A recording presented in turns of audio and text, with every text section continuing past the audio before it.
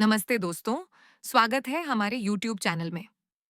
पिछली वीडियो में हमने अनुच्छेद 29 को समझा, जिसमें जाना कि संविधान सांस्कृतिक और शैक्षिक अधिकारों की रक्षा करता है। आज हम अपनी सीरीज को आगे बढ़ाते हुए बात करेंगे अनुच्छेद 30 की, जो अल्पसंख्यकों को शैक्षिक संस्थान स्थापित करने और प्रबंधन करने का अधिकार देता है। तो चलिए, शुरू करते हैं। क्या आपने कभी सोचा कि अल्पसंख्यक समुदाय अपने स्कूल और कॉलेज क्यों खोल सकते हैं? जवाब छिपा है अनुच्छेद 30 में। इसे समझने के लिए 5 मिनट रुकिए हमारे साथ। अनुच्छेद 30 कहता है, 1, सभी अल्पसंख्यकों, चाहे वे धर्म या भाषा पर आधारित हों, को अपनी पसंद के शैक्षिक संस्थान स्थापित करने और उनका प्रबंधन करने का अधिकार होगा। 1 का, इन संस्थानों को राज्य से सहायता मांगने या संपत्ति अर्जित करने में भेदभाव नहीं किया जाएगा। 2, राज्य किसी भी शैक्षिक संस्थान को सहायता देते समय केवल धर्म या भाषा के आधार पर भेदभाव नहीं करेगा।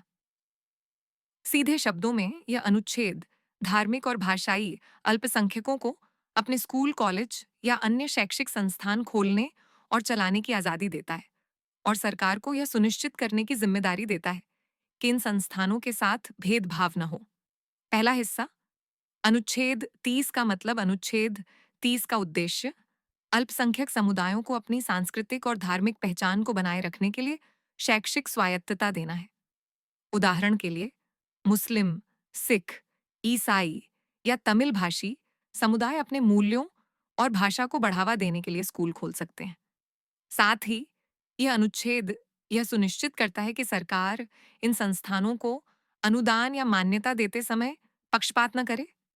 यह भारत की सांस्कृतिक विविधता को संरक्षित करता है।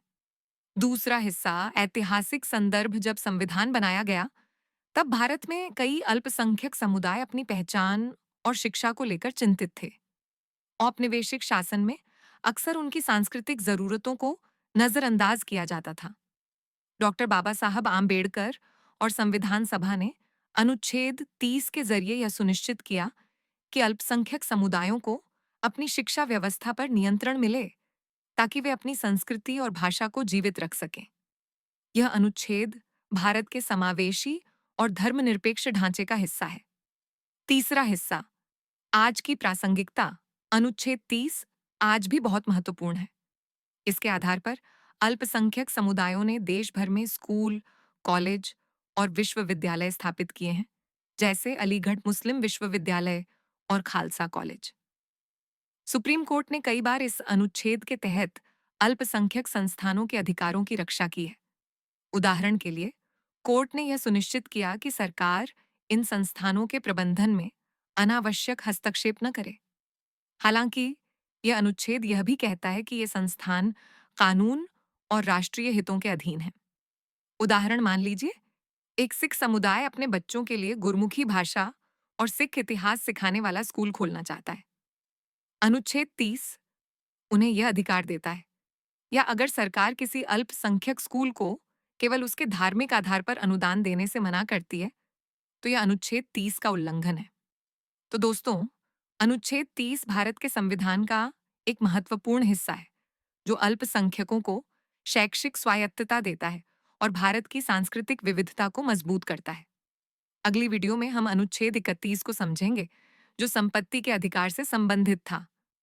अगर आपको यह वीडियो पसंद आया तो लाइक करें, चैनल को सब्सक्राइब करें और बेल आइकन दबाएं ताकि आपको हर नई वीडियो का नोटिफिकेशन मिले। कमेंट में बताएं, क्या आप चाहेंगे कि हम किसी खास अनुच्छेद को जल्दी कवर करें? मिलते हैं अगली वीडियो में। जय हिंद।